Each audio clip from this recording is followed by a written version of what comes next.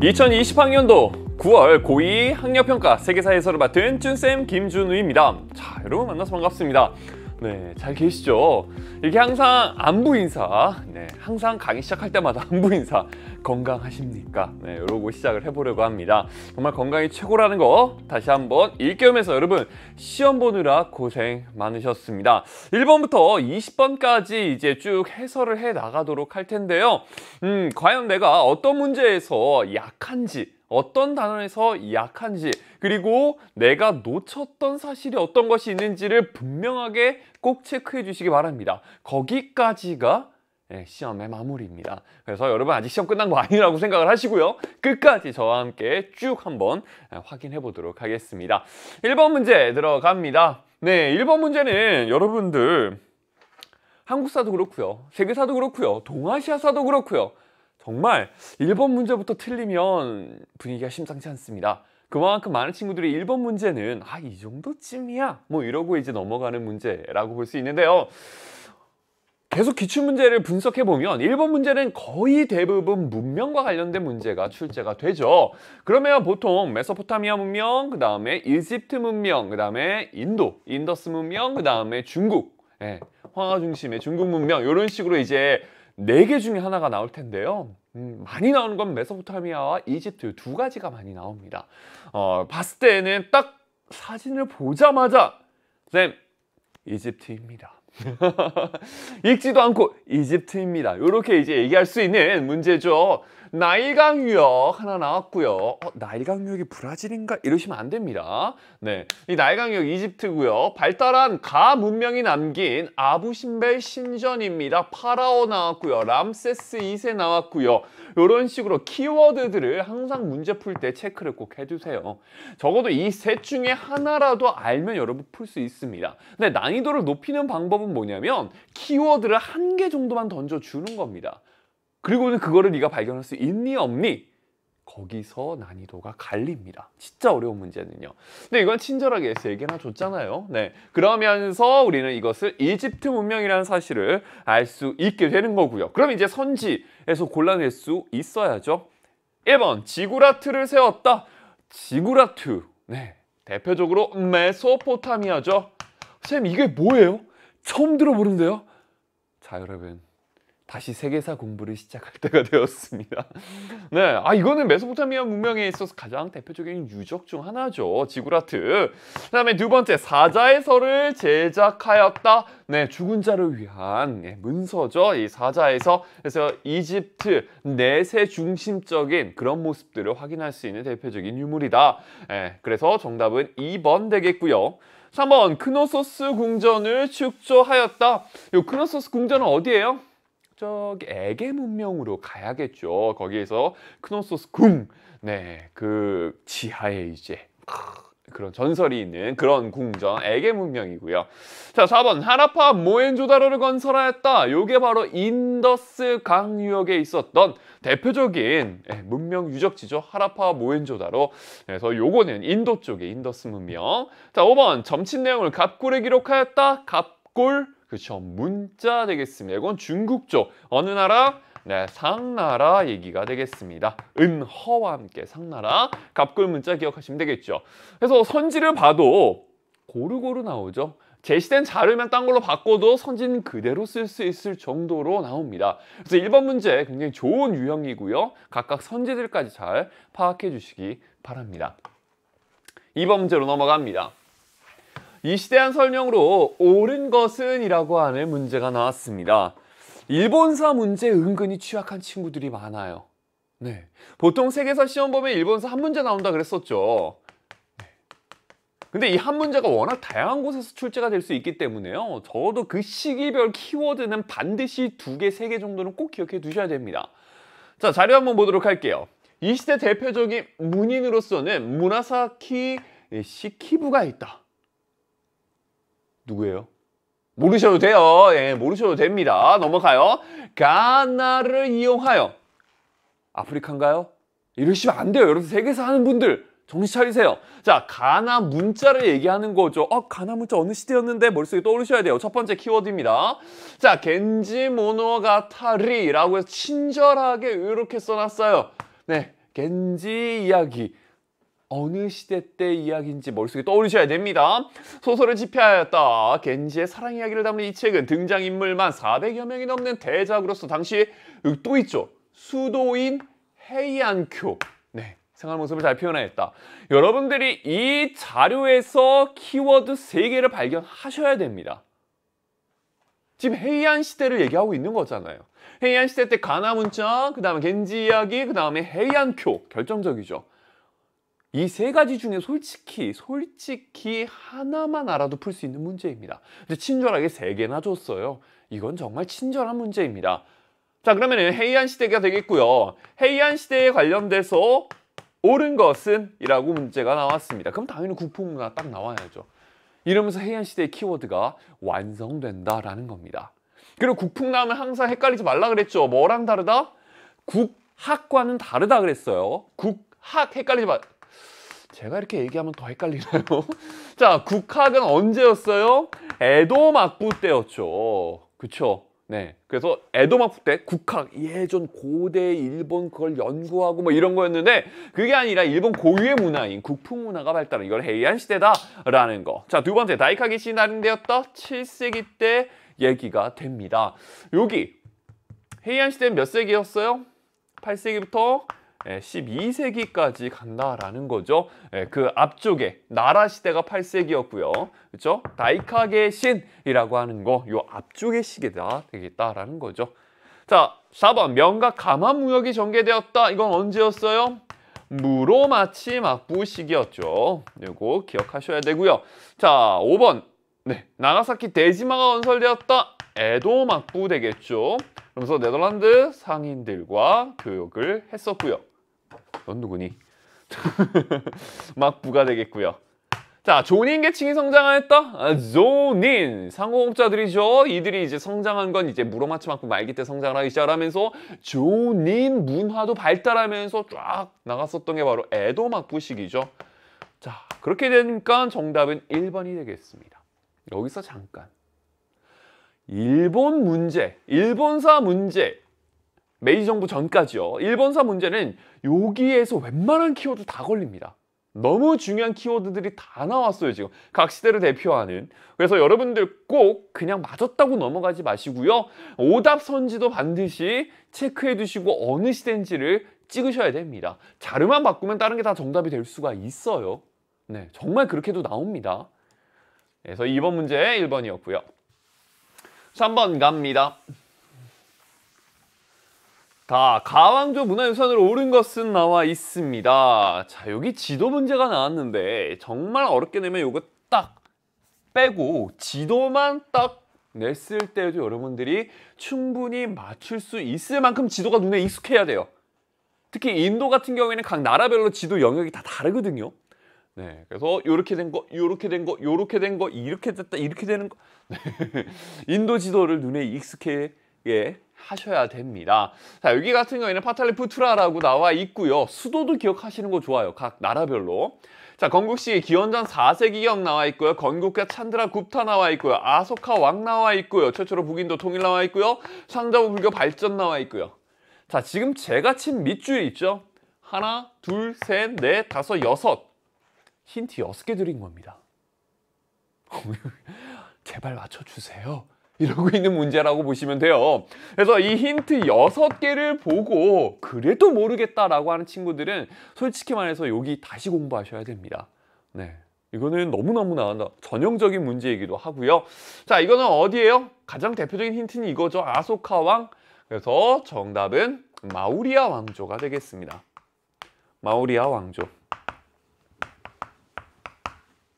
자, 마우리아 왕조의 가장 대표적인 문화유산 뽑으라는 겁니다. 자, 1번. 선생님, 다 허물어져가는 저건 뭘까요?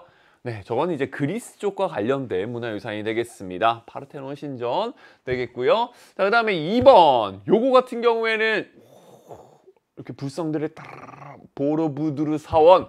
저 인도네시아, 현재 인도네시아 지역에 있는 보로부두르 사원, 대승불교 유적이 되겠고요. 자, 3번. 이건 아시나요? 네, 로마 콜로세움 되겠고요. 4번.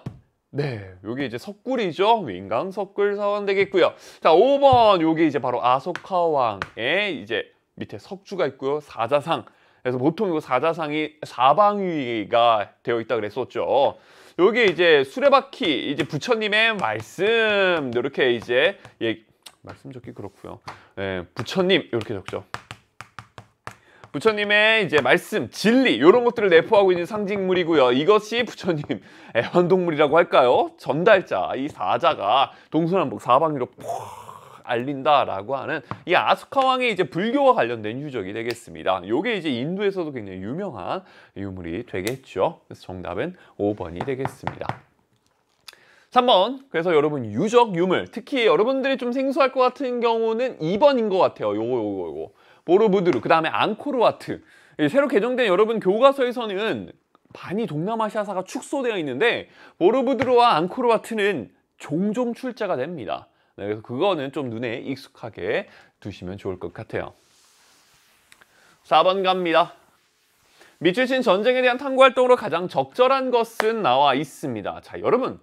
제가 늘 얘기하지만 자료가 나오고 밑에 출처가 있을 때에는 반드시 출처를 먼저 보고 올라가시는 걸 추천해 드립니다. 출처를 봤는데도 모른다. 상관없습니다. 근데 출처 자체가 첫 번째 힌트가 되는 경우가 너무 많아요. 여기 보니까 지금 투키디데스의 역사가 있습니다. 투키디데스 같은 경우에는 그리스에 있어서 여러분들 문화 파트를 잘 정리한 친구들 같은 경우에는 투키디데스 펠로폰네소스 전쟁사 이거 생각이 딱 나실 겁니다. 자, 그리고 이제 자료를 한번 볼게요. 이 민족의 침입을 격퇴한 뒤 그리스 연합군은 아테네와 스파르타 중심으로 한 두 세력으로 나뉘었다. 자, 아테네와 스파르타는 서로 간의 갈등이 커지자 각자 동맹군을 이끌고 전쟁을 벌였다. 지금 누구랑 전쟁한 거예요? 그리스와 이 민족이 전쟁한 게 아니에요. 그거 끝났어요. 페르시아 전쟁 끝났습니다. 자, 그리고 난 뒤에 전쟁이죠. 그리스끼리 싸운 거. 이게 바로 펠레폰네소스 전쟁이죠. 펠레폰네소스. 기원전. 네. 기원전 654 이런 식으로 이제 그리스 역사 간다 그랬잖아요. 기원전 6세기 민주정치의 발달, 클레이스테네스라든가 뭐 이런 식으로 이렇게 쪼르륵 간다 그랬었죠. 그다음에 기원전 5세기 같은 경우에는 뭐라 그랬어요? 기원전 5세기 같은 경우에는 두 개의 전쟁이 있었다 그랬었잖아요. 그래서 페르시아 전쟁과 그다음에 펠로폰네소스 전쟁 이런 식으로 간다라고 얘기했었습니다. 그러다가 기원전 4세기 때 결국 마케도니아에 의해 가지고 멸망한다. 자, 1번. 탐구활동이네요. 1번. 호민관직 설치. 어느 나라를 봐야 돼요? 호민관 하면 로마를 봐야죠. 로마. 자, 2번. 도편 추방제의 시행 목적을 분석한다. 아테네 맞아요. 클레이스테네스 맞아요. 그쵸? 네, 500인 평의회와 함께 클레이스테네스 맞습니다. 그리고 시행 목적은 참주를 먼저 이렇게 다 배제하기 위해서 하는 거였죠. 그런데 이 전쟁과는 관련이 없다라는 거예요. 시기적으로도 좀 앞이고요. 델로스 동맹의 활동량을 조사한다. 자, 그리스 중심의 연합군이 이제 델로스 동맹을 주축으로 한 연합군이었죠. 네, 그래서 델로스 동맹과 펠로폰네소스 동맹 이렇게 전쟁이란 게 펠로폰네소스 전쟁이다라는 거. 그래서 정답은 3번이 되겠고요. 자, 4번 베스트팔렌 조약. 시기가 한참 뒤입니다. 몇 세기예요? 17세기. 보통 우리는 어떻게 기억해요? 그쵸? 종교전쟁, 30년 전쟁을 종결시키는 조약으로서 기억을 하고 있죠. 자, 5번. 잔다르크가 참여한 주요 전투를 찾아본다. 몇 년 전쟁? 100년 전쟁. 14세기, 15세기 이렇게 이제 100년 동안 치러졌던 전쟁. 프랑스와 영국 간의 싸움이었죠. 정답은 딴 3번이 정답이 되겠습니다. 네, 그리스 문제였고요. 5번으로 넘어갑니다. 미술신 대외원정의 사례로 옳은 것은 이네요. 이 문제는 조금 어렵다고 저는 봤습니다. 네, 조금. 조금.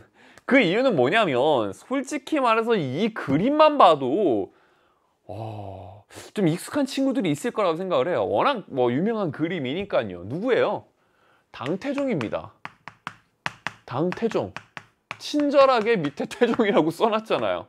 당나라라는 것만 알면 됩니다. 그러면서 정관의 치 있습니다. 정관의 치하면 당태종 때의 치세를 얘기하는 거죠. 그래서 무슨 왕조 태종 시기 연호이다. 황제들에게 모범이 되어 정관의 치라고 부른다. 위징, 방현령, 장손무기 모르셔도 됩니다. 여기서 중요한 거는 뭐 조용조와 부병제, 제도 정비. 그래서 이게 도대체 어느 나라냐? 이 힌트를 계속 주고 있죠. 선생님 앞만 봐도 이거는 별로 어려운 것 같지 않습니다. 맞아요. 여기까지는 어렵지 않아요. 근데 문제는 뭐냐면 선지가 어렵습니다. 당나라 하면 뭐 조용조라든가 뭐 아니면 황소의 난이라든가 뭐 안사의 난이라든가 뭐 이런 게 나오지 않을까요? 하고 딱 봤더니 1번 동돌고를 복속시켰다? 돌궐? 되게 생소한데? 다음 2번 볼까? 자, 서와 금을 공격하였다? 서하는 당나라는 아닌 것 같고 그때 이제 송나라가 있었던 것 같고 서하를 멸망시키는 곳은 몽골이니까 아닌 것 같아. 이렇게 훌륭해요. 여기까지. 자, 3번 남월 멸망시켰다. 남비엣입니다. 남비엣. 네, 요것도 역시나 마찬가지로 요거는 언제예요? 한무제 때 얘기가 되겠죠. 자, 4번 페르시아와 이소스 전투를 벌였다. 페르시아와 이소스 전투를 벌인 것은 알렉산드로스 대왕. 그렇죠? 예. 헬레니즘 그때 얘기가 되겠고요. 자, 5번 두 차례 일본 원정을 단행하였다. 이거 누구예요? 쿠빌라이 칸 아니에요. 쿠빌라이 칸. 몽골 제국입니다. 자, 그렇게 된다면 정답이 당나라가 내가 뭘 잘못 알고 있었나? 2번이었나? 이렇게 의심하기 시작을 하죠. 정답 1번입니다. 이게 당나라에서 자주 나오지 않는 선지입니다. 그래서 아마 조금 정답을 고르기 어려울지 모르겠지만 이번 기회에 한번 동돌고를 복속시켰다. 당나라의 이제 대외 원정의 사례로서 하나 기억해 주시면 좋겠습니다. 네, 자 6번으로 넘어갑니다. 가왕조에 대한 설명으로 옳은 것은 나와 있습니다. 자, 자료는 가에서 발행한 집회 나와 있습니다. 집회. 자, 세계사에서 집회 얘기를 했던 건 언제였냐면 중국이었어요. 자, 그러면서 우리 중국 할 때 집회를 얘기하면 무엇을 기억해라? 그렇죠. 송, 회, 교를 기억하라 라고 얘기했습니다. 송나라에서는 뭐다? 교자와 회자를 사용하였다라고 얘기했고요. 그 다음에 원나라에선 뭘 사용하였다? 원나라는 초원에서 살렸죠. 그래서 교초를 사용하였다라는 거. 교초를 사용하였다라는 거 구분하시면 됩니다. 그래서 이걸 구분할 수 있느냐 없느냐 이고요. 아마도 선지에 몽골계 들어가 있을 가능성이 좀 있습니다. 헷갈리는 친구들을 위해서. 자, 교자를 가진 자는 동전 770개에 해당하는 금액을 사용할 수 있었다라고 쓰여 있다. 교자는 서하 전쟁에 필요한 군사비를 조달하기 위해 발행하기 시작하였다. 네, 서하 전쟁. 그러니까 또 시기적으로도 송나라 얘기가 되겠습니다. 자, 이렇게 이제 키워드들 찾으시고요. 1번 균전제를 실시하였다. 균전제는 북위 얘기가 되겠습니다. 북위 균전제. 물론 그 이후에도 계속 실시는 됩니다. 수단까지도 오지만. 자, 2번 일조편법을 시행하였다. 명나라 때 얘기가 되겠죠. 지정은제는 바로 나와야 돼요. 청나라. 절대 헷갈리지 마세요. 자, 3번 광저우에 공행을 설치하였다.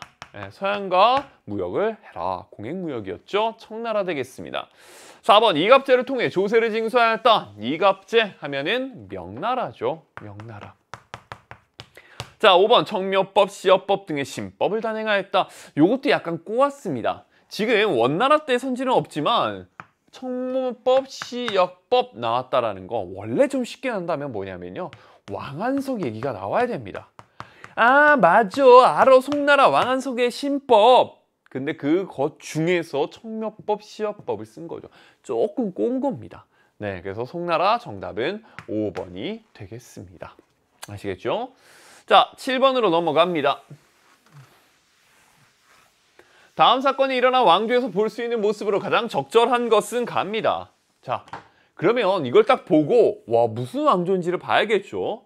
명사 집약을 완성하였다. 자, 그렇다면 일단 명사라는 건 뭐예요? 명나라 역사입니다. 너무 어렵나요? 자, 그럼 다음 키워드 찾을게요. 병으로 죽자 그의 아버지인 장윤성이 대신책을 출판하였다. 그러나 누르하치와 너무 흥분했어요. 자, 홍타이지 연호를 사용하지 않고 명예연호를 사용하였으며 명예에게 호의적인 내용을 담았다는 이유로 관련자들이 고발당했다. 그래서 결국에는 처형당했다. 어우, 너무 무서운데요? 네. 그럼 명예에게 호의적인 내용을 담아서 처벌할 수 있는 나라는 그 뒤에 나온 청나라죠. 자, 그리고 누르하치와 홍타이지 나오잖아요. 누구예요? 후금 세운 누르하치, 그다음에 홍타이지, 그렇죠? 가면서 이제 청으로 바꿨죠. 청입니다, 청.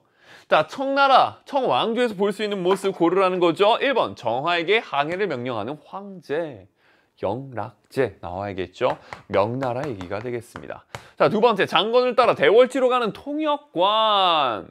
장건, 비단길, 그러면 한나라구나. 그죠? 한무제. 3번, 러시아와 네르스친스크 조약을 체결하는 관리. 이게 청나라 강희제 때 얘기가 되겠죠.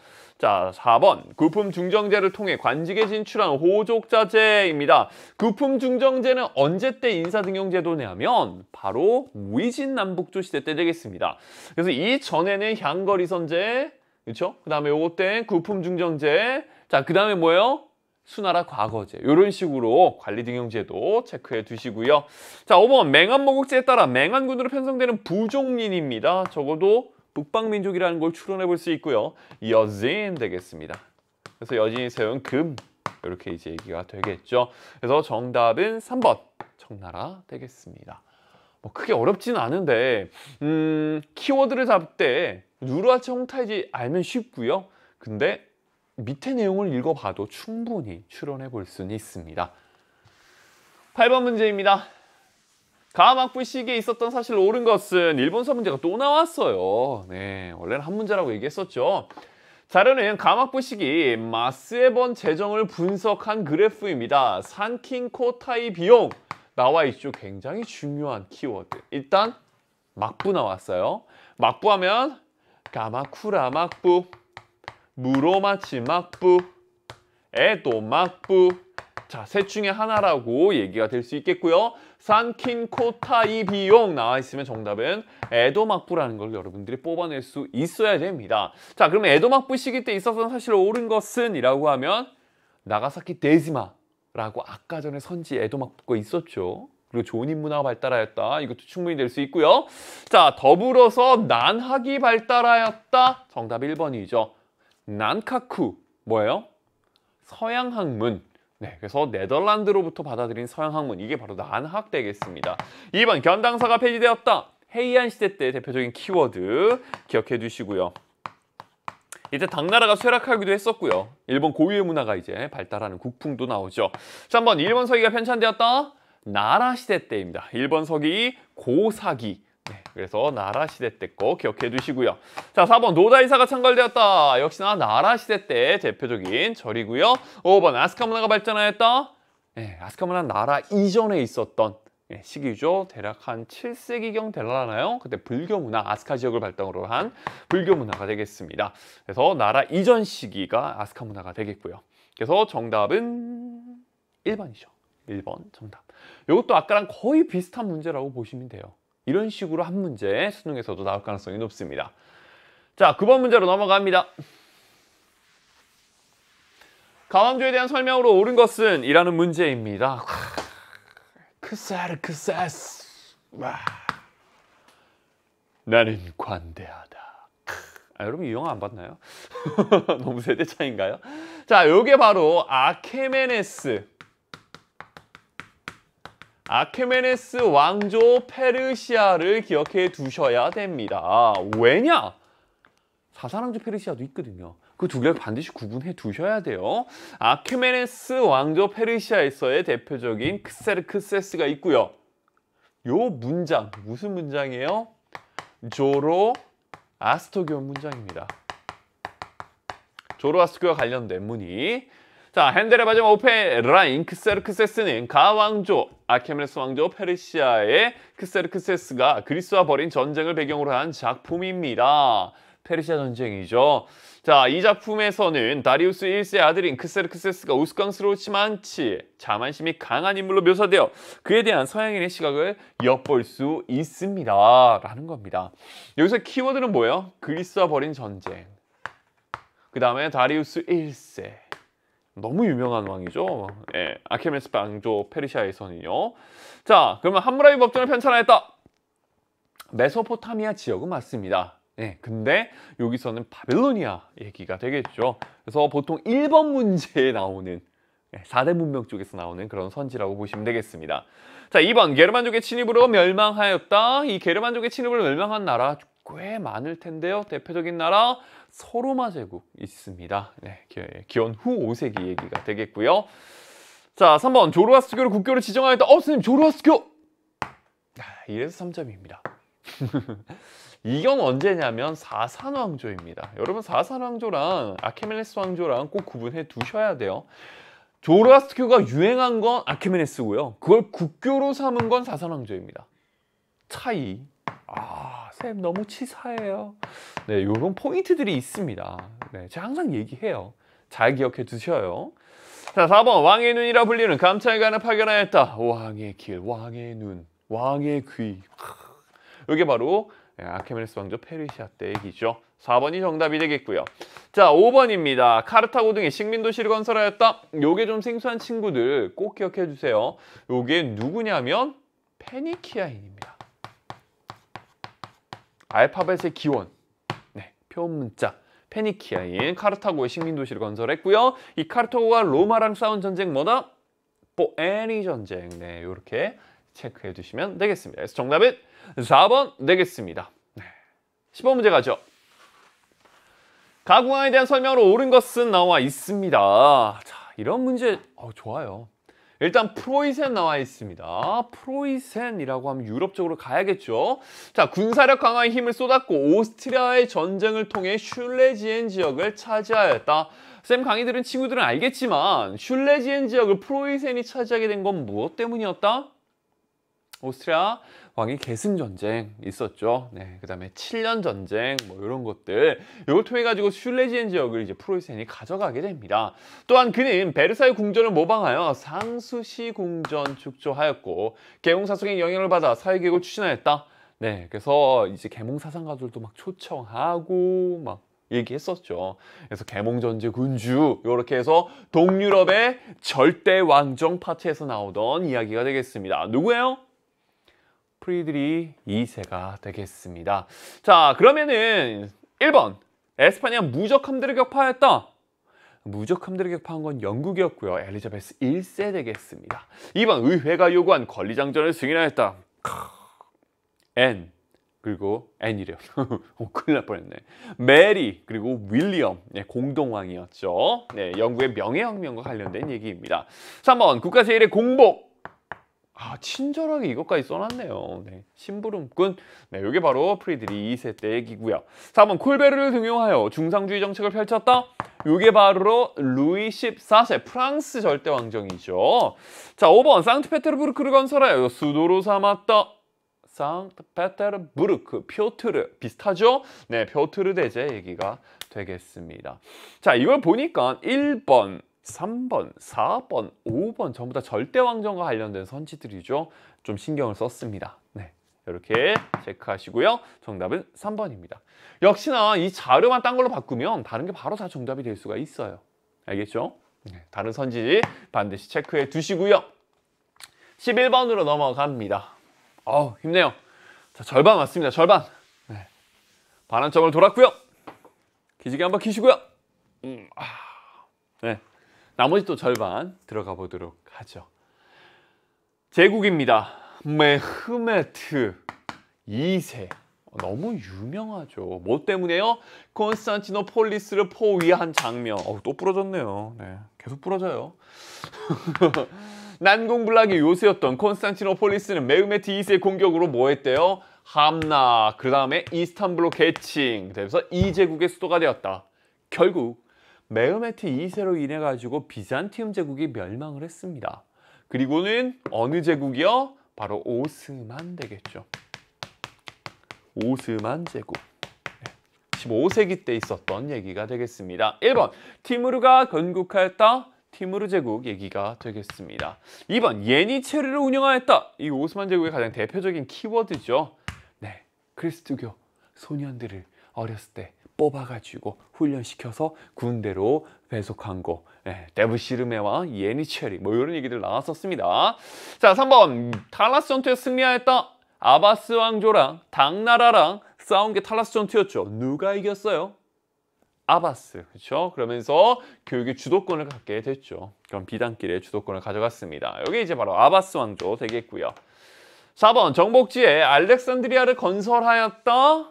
이름을 따서 건설했죠. 알렉산드로스 왕이 되겠습니다. 5번 이베리아 반도까지 영토를 확장하였다. 많은 나라들이 뭐 확장을 할 수는 있습니다만 요 선지 나오면 보통은 우마이야 왕조를 얘기를 합니다. 우마이야 왕조. 이슬람 쪽에 그런 있었죠. 우마이야, 아바스 뭐 이렇게 가잖아요. 우마이야 왕조에서 많이 씁니다. 뭐 다른 나라도 있어요. 네, 로마도 뭐 이베리아 반도까지 갔었죠. 근데 보통 요 선지는 우마이야 왕조 때 선지로 많이 봅니다. 그래서 정답은 2번이 이제 정답이 되는 것이죠. 오스만 제국 시험에 종종 출제가 됩니다. 그리고 여기 부분이 좀 약한 친구들이 많아가지고요. 특히 1차 세계대전 직전이 있죠. 제국주의 시대 때. 그때 오스만의 이야기를 내면 많은 친구들이 틀립니다. 뭐 그리스 독립과 관련된 얘기, 그 다음에 또 이집트와 관련된 얘기, 오스만과 관련된 게 꽤 있거든요. 네, 그런 것까지 좀 꼼꼼하게 체크하시는 걸 추천해 드립니다. 12번 문제입니다. 각 국왕에 대한 설명으로 옳은 것은 나와 있습니다. 이 문제 제가 봤을 때 이건 좀 대놓고 여러분들을 틀리게 한번 해볼까라는 생각을 가진 게 아닐까라는 생각을 해봅니다. 요거 굉장히 조금 어려웠을 것 같기도 하고요.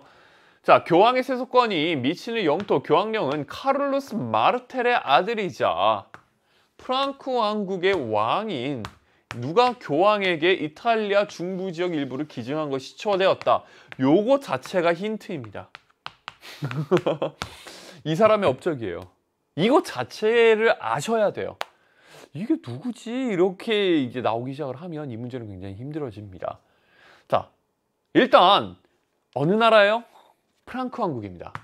자, 프랑크 왕국인데 프랑크 왕국에서 우리는 총 몇 명의 인물들을 보냐면요. 첫 번째 클로비스를 봅니다. 클로비스. 클로비스는 언제 나오냐면 개종했죠.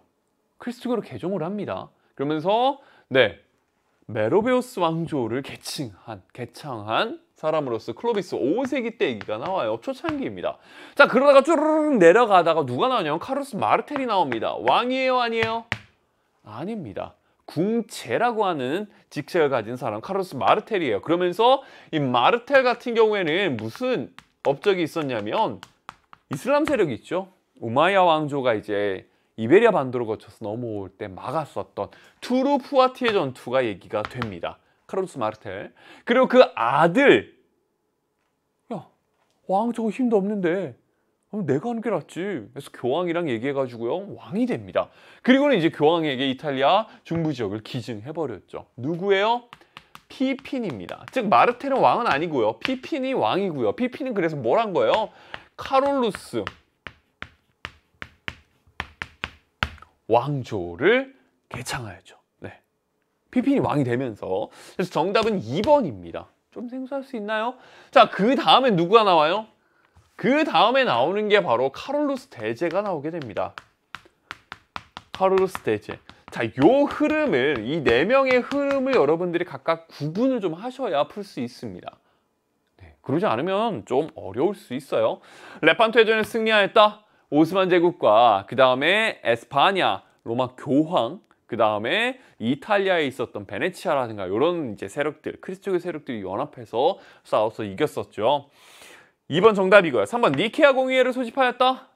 니케아 공의회는 저기 로마 쪽으로 넘어가죠. 그러면서 아리우스 파냐, 아타나시우스 파냐 이런 식으로 이제 했을 때 니케아 공의회에서 결정을 하죠. 자, 4번 서로마 황제관을 수여받았다. 카를로스 대제입니다. 이것도 헷갈릴 수 있어요. 자, 5번 유스티니아누스 법전을 편찬하였다. 비잔티움 제국의 유스티니아누스 황제가 되겠습니다. 그래서 정답은 2번. 네. 요게 조금 기억이 가물가물한 친구들은 어려울 수 있는 그런 문제라 생각합니다. 13번으로 넘어갑니다. 지금 분필이 부러지기 시작을 해가지고요. 색깔을 좀 바꿔야 될 것 같아요. 자, 이번엔 파란색으로 갑니다. 가왕조에 대한 설명으로 옳은 것은 칼리프. 자, 칼리프 나와 있습니다. 칼리프는 언제 때 지도자가 돼요? 칼리프는 이슬람교. 이슬람교에 있어서 경제래요. 정치, 종교 모두 다 이제 주관하는 그런 지도자를 이제 칼리프라고 얘기를 합니다. 칼리프. 계속 보죠. 만수르가 말했다. 유프라테스강, 티그리스강, 운하 등이 있어 교통이 편리하여 여기가 바로 수도를 건설하기 적합한 곳이다. 곧 수도 설계하도록 하고 건설 자금을 책정했으며 손수 첫 번째 벽돌을 쌓았다. 이로써 가해 수도인 바그다드. 수도가 어디라고요? 바그다드가 처음 건설되기 시작한 나라. 여러분 수도 중요합니다. 아까 인도에서도 수도 기억하라고 했죠. 이슬람 쪽에서도 수도 기억하면 참 좋습니다. 특히 중앙아시아 이런 쪽도 수도로 구분하는 경우가 굉장히 많아요. 꼭 수도는 정리해 두세요. 바그다드가 수도인 나라 아바스 되겠습니다. 아바스 건설했잖아요. 네, 그래서 다마스쿠스 어디예요? 어디예요? 기억 안 나요? 처음 들어봐요? 네, 우마야 왕조의 수도가 다마스쿠스였고요. 그 다음에 코르도바 같은 경우는 후 우마야 왕조의 수도였죠. 그 다음에 아바스 왕조의 수도는 바그다드 되겠습니다. 그럼 이 왕조는 아바스 왕조를 지금 물어보는 것이고요. 1번 12표법을 제정하였다. 로마 나오죠. 법 있잖아요. 12표법, 그 다음에 호민관, 그 다음에 리키니우스법, 그 다음에 호르텐시우스법 이런 식으로 간다라는 거. 그래서 호호 사이에 이렇게 이제 들어간다라는 거 체크해 두시면 되겠습니다. 네, 호민관, 12표법, 리키니우스법, 호르텐시우스법. 네, 한번 정리해 두세요. 자, 2번 산치대탑을 조성하였다. 산치대탑 하면 아까도 문제로 나왔었죠. 누구요? 아소카 왕. 이 아소카 왕은 어느 나라였어요? 설마 벌써 까먹었어요? 그렇죠. 마우리아 왕조. 3번 군간구제와 둔전병제를 실시하였다. 비잔티움 제국입니다. 요거 대표적인 키워드니까 잘 체크해 두시고요. 4번 비아랍인에 대한 차별을 철폐하였다. 왜요? 이 전에 있었던 우마이야 왕조 때 아랍인과 비아랍인 차별했거든요. 불만 쌓였거든요. 그래서 물리치고 세워진 게 바로 아바스 왕조거든요. 그래서 철폐. 정답 4번이고요. 5번 투르피아티 전투에서 승리하였다. 아까 얘기했죠. 카르로스 마르텔. 네, 프랑크 왕국 되겠습니다. 그래서 정답은 4번 되겠네요. 14번으로 넘어갑니다. 자, 가제국에 대한 설명으로 옳은 것은 이라는 문제가 출제가 되었습니다. 이 인물은 델리 술탄 왕조를 물리치고, 여러분 델리 술탄 왕조도 설마 생소한 건 아니죠? 인도 지역에 있어서의 얘기가 되겠습니다. 왜 노예 왕조 하면서 이렇게 나오잖아요. 가제국을 세운 바부르입니다. 바부르 종종 나옵니다. 자신은 몽골의 후예라 생각하고 나라 이름을 뭐라 그랬어요? 여기 힌트 나왔죠. 몽골의 후예. 요걸 따가지고 무굴이라고 했습니다. 무굴. 무굴 제국 얘기가 되는 거죠. 바부르. 무굴 제국 하면 딱 떠오르는 황제 누구 있어요? 아크바르. 아크바르. 이렇게 외우면 잘 외워져요. 아크바르. 이 아크바르 같은 경우에는 뭘 폐지했다 그랬어요? 인두스의 지지아 폐지했었다 그랬죠. 그래서 힌두교 쪽 여인들과도 결혼하면서 이런 모습들 보이게 되죠. 그 다음 또 누구 있어요? 아우랑제브. 아우랑제브. 지지아 부활시켰죠. 네, 그러면서 굉장히 원성이 자자했었던. 뭐 이런 키워드를 비롯해가지고 무굴 제국은 굉장히 좀 다양하게 이제 키워드들이 나오면서 조금 어렵게 출제도 됩니다. 보죠. 타지마할을 축조하였다. 샤자한이었죠. 예, 샤자한 자신의 부인이었던 뭄타즈 마할 생각하면서 무덤 위에다가 화려한 궁을 하나 만들죠. 그게 바로 타지마할 묘궁이 되겠습니다. 네, 무굴 제국 맞습니다. 정답이 1번이고요. 2번 파스파 문자를 제작하였다. 어느 나라요? 몽골 얘기가 되겠죠. 몽골 원나라 얘기가 되겠습니다. 몽골. 3번 코르도바를 수도로 삼았다. 아까 얘기했어요. 정말 이것도 기억하셔야 돼요. 코르도바 수도 누구요? 후 우마이야 왕조. 자, 4번 밀레트 제도를 운영하였다. 밀레트 제도도 좀 생소할 수 있습니다만 종종 볼 겁니다. 어느 나라요? 오스만 됩니다. 오스만. 그래서 각각의 종교 공동체라고 보시면 돼요. 그래서 밀레트를 구성해서 그 안에서 너희 종교 인정해 줄게. 대신 뭐 내라? 세금 내라. 뭐 이런 얘기가 되는 거죠. 5번 쿠투브 미나르. 처음 들어보나요? 쿠투브 미나르. 이 델리 술탄 왕조에 있어서 왜 초창기 때에 아이바크라는 사람 있어요. 네, 여러분 교과서 보면 나옵니다. 그래서 거기에 쫙 세워놓은 유적이 있습니다. 이 쿠투브 미나르 되겠죠.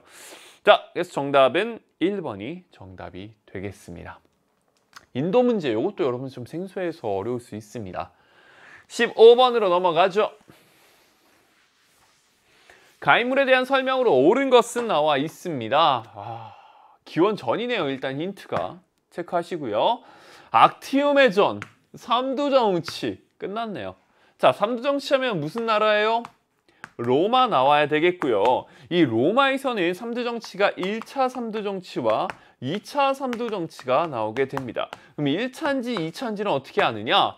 카이사르 사후예요. 1차 때 대표적인 인물이 카이사르였습니다. 이 카이사르가 결국에는 승자가 되었는데 브루투스 넘어져 하면서 이제 카이사르가 죽임을 당하고요. 이 뒤에 또 3명이 2차 삼두정치를 하죠. 그 대표적인 인물 2명이 바로 안토니우스 왕 누구요? 누구요? 옥타비아누스. 옥타비아누스. 이 옥타비아누스끼리 이렇게 안토니우스와 옥타비아누스가 싸운 게 바로 이 악티움의 전이고요. 이 결과 누가 이겨요? 옥타비아누스가 승리를 하면서 2차 삼두정치가 막을 내리죠. 자, 그러면서 나는 황제 아니에요. 근데 가장 앞서서 여러분들이 이끄는 제1시민입니다. 원론에서 뭐라고 했어요? 존엄한 자요. 이런 식으로 하면서 아우구스투스라고 하는 칭호까지 붙여줬다 그랬죠. 끝까지 자신은 황제가 아니라 했지만 사실상 거의 황제와 같은 권력을 가졌다. 요게 바로 이제 옥타비아누스가 되겠습니다. 그래서 2차 삼두정치가 종결됐다 그랬잖아요. 힌트 계속 나옵니다. 1번 밀라노 칙령을 발표했다. 기원전 313년 크리스트교 공인이죠. 어느 황제요? 콘스탄티누스 대제 황제가 되겠습니다. 자, 2번 페르세폴리스를 건설하였다. 아까 페르세폴리스 나왔었죠. 다리우스 1세 크세르크세스 그때입니다. 그래서 아케메네스 왕조 페르시아 되겠고요. 3번 성소피아 성당을 건립하였다. 언제요? 바로 비잔티움 제국의 유스티니아누스 황제 때 얘기가 되겠죠. 4번 제국 4분할 통치를 시작하였다. 요게 표현이 안 되어 있는 교과서도 있는 걸로 알고 있어요.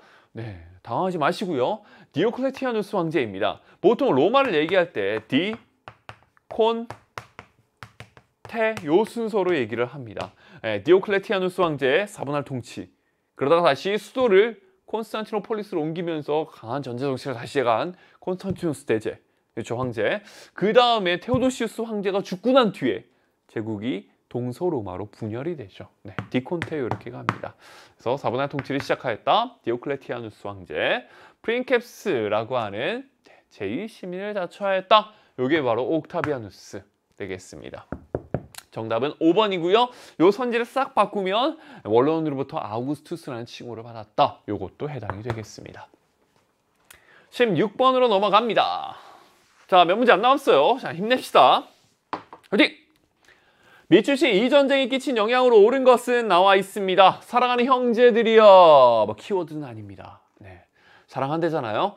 자, 신의 허락하심에 의해 교황이 됐나? 교황이에요?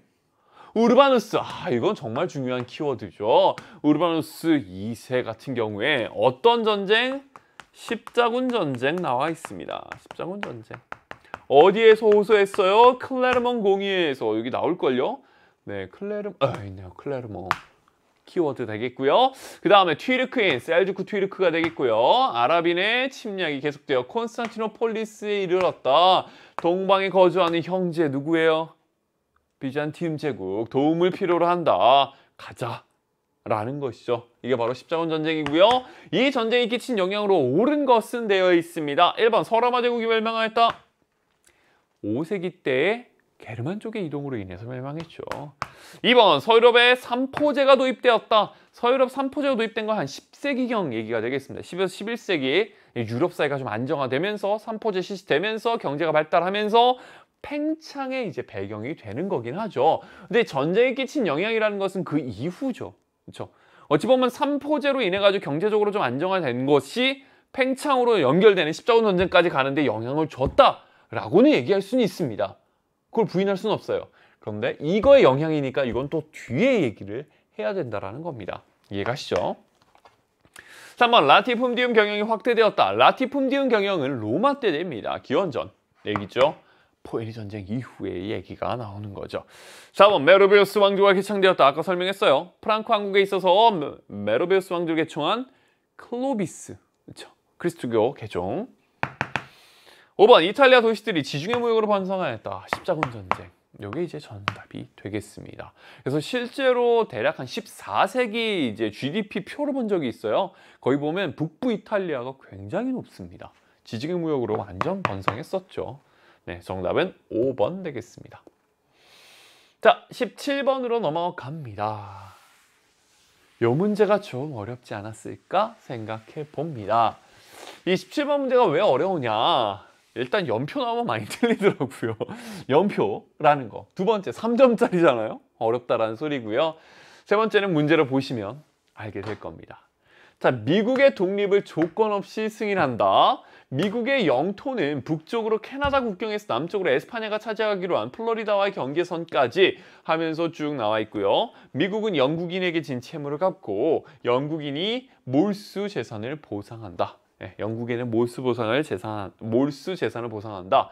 이렇게 나와 있는데요. 즉 이건 뭐냐면 미국의 독립을 조약으로 인정해 준 겁니다. 그럼 무슨 조약이에요? 파리 조약 되겠습니다. 파리 조약. 그렇죠? 그거 언제 일어났느냐라고 하면서 연표를 딱 봤는데 디테일해요.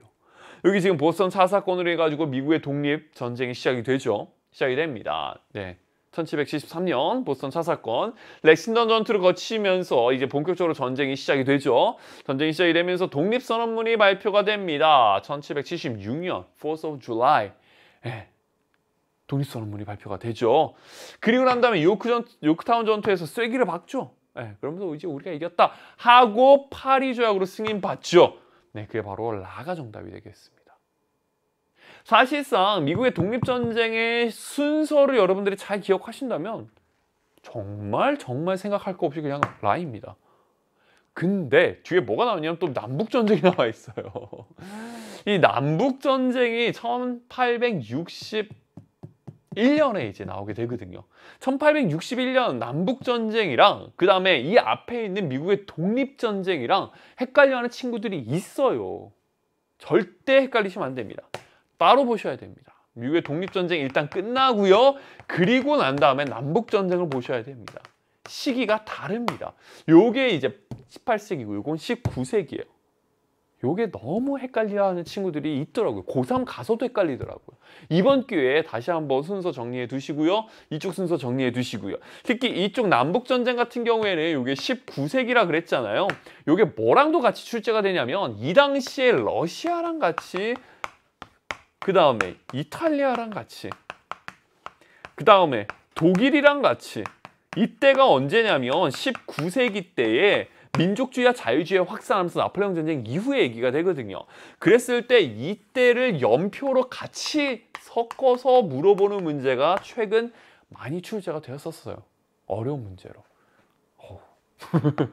일단은 미국만 잘 정리해 두시고요.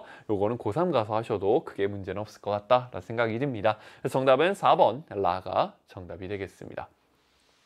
18번으로 가죠.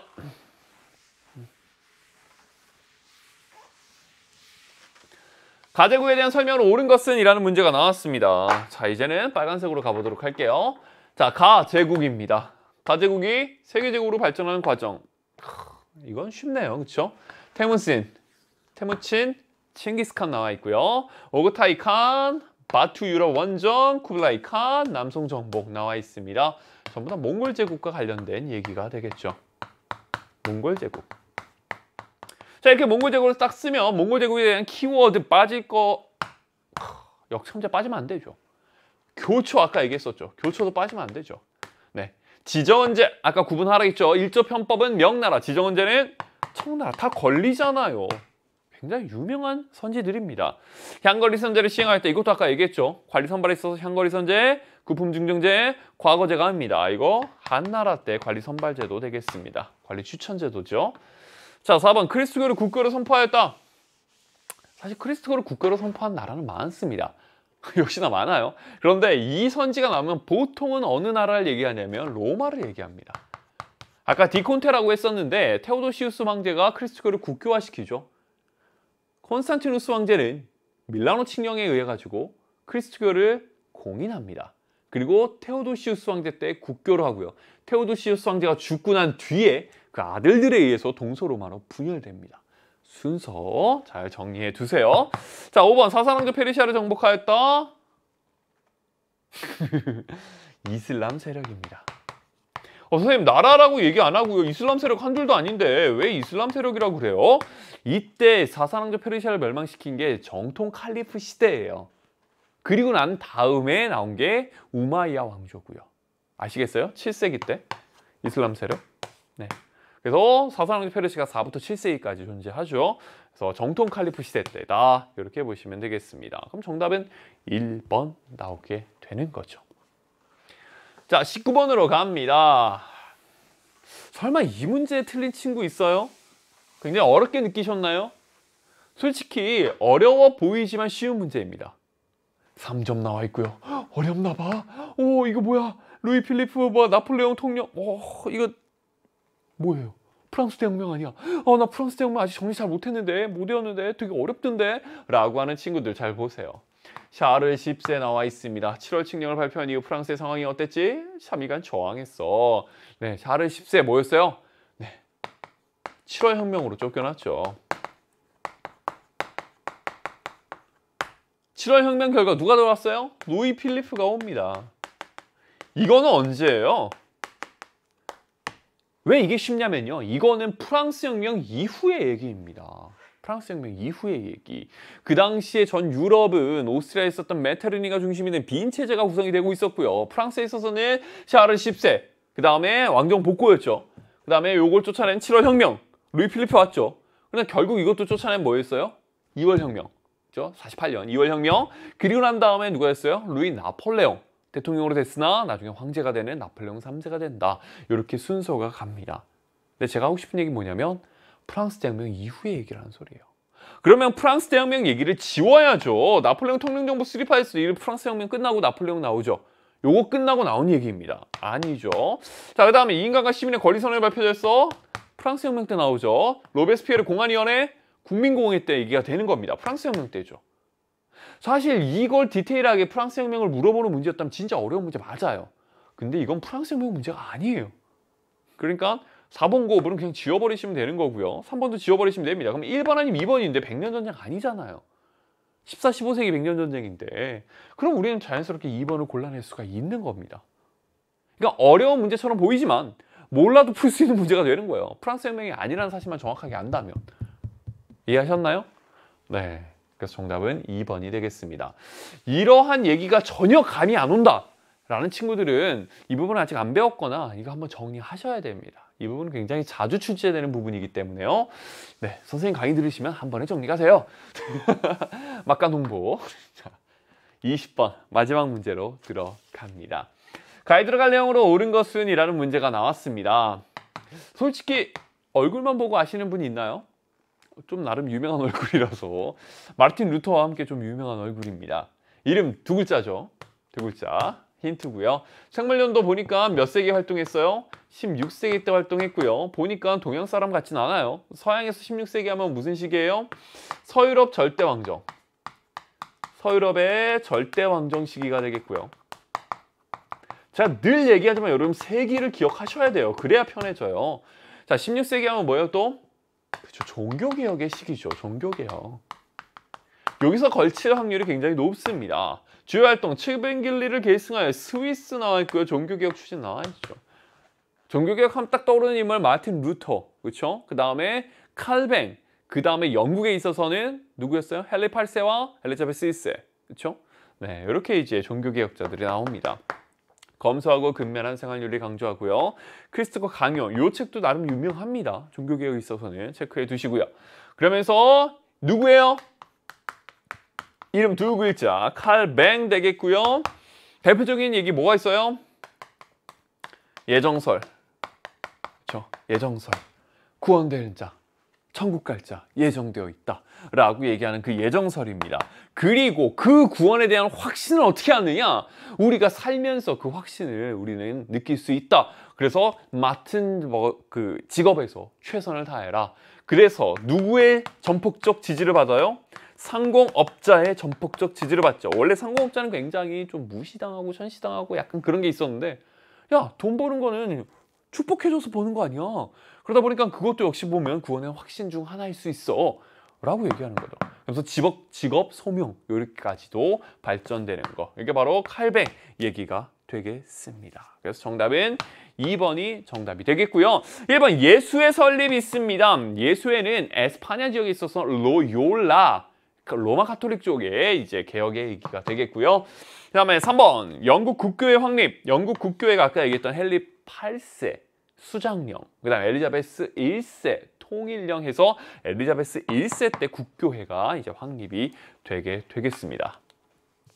4번 스콜라 철학의 집대성, 중세로 넘어가야겠죠. 그래서 13세기 때 토마스 아퀴나스 신학대전 집성하면서 집필하면서 스콜라 철학이 집대성되었다 되겠고요. 95개조 방반문 발표, 여기 누구예요? 마르틴 루터, 독일 쪽에서 얘기가 되겠습니다. 그래서 정답은 2번 되겠군요. 종교개혁과 관련된 문제입니다. 자, 여기까지 해가지고 준비된 문제는 다 풀어봤습니다. 제가 마지막으로 여러분들께 드리고 싶은 말씀 뭐냐면, 이제 슬슬 여러분 세계사는 대비를 하셔야 됩니다. 여러분 모의고사를 봤다라는 것은 수능을 생각하고 있다라는 뜻이죠. 제가 감히 얘기하건대 2학년 이 모의고사에서 크게 어렵지 않습니다. 물론 3학년 게 더 어려워요. 근데 그건 몇몇 문제가 어려우면서 난이도를 가르는 거고요. 이번에 9월 모평 3학년 문제를 봤어도 한 몇몇 문제는 솔직히 조금 어렵게 내긴 했어요. 여러분들이 지금 풀기에는. 근데 거의 한 15문제 정도는 정말 기본 개념을 물어보는 2학년 요 난이도와는 크게 벗어나지 않는 문제라고 다시 한번 말씀드리겠습니다. 그러다 보니까 여러분 이제 지금 기초를 잘 다져주시고요. 여기서 자신감을 쌓은 다음에 3학년 올라가서 3월부터 수능 때까지 여러분들 쭉 세계사, 외길 인생 쫙 한번 꽃길만 걸으시기를 추천해 드립니다. 시험이 한 번 더 남았어요. 언제예요? 11월 있습니다. 11월에서는 여러분들이 정말 최선을 다해가지고 한번 쭉 범위까지 다 배우고, 안 배운 부분이 있다면 인강을 통해서 보충한 다음에 시험에 응시하셔가지고 여러분들의 기본 실력을 마지막으로 잘 체크해 보시기를 추천해 드립니다. 네, 고생 많으셨고요. 코로나 조심하시고요. 여러분 꼭 건강한 모습으로 학교 생활도 열심히 잘 하시기를 바라겠습니다. 수고 많으셨습니다.